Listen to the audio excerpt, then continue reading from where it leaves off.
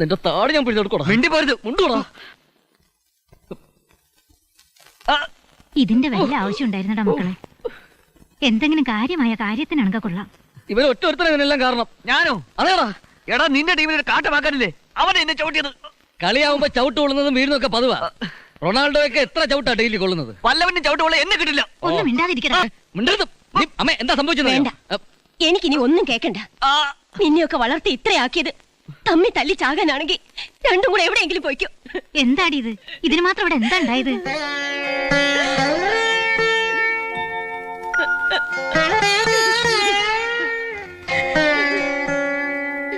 നിങ്ങൾ എന്താ പെണ്ണുങ്ങൾ എങ്ങനെ നിക്കണേ? പോയി ചോറെടുത്ത് വെക്കി. പിള്ളേർക്ക് വിശക്കണുണ്ടാവും.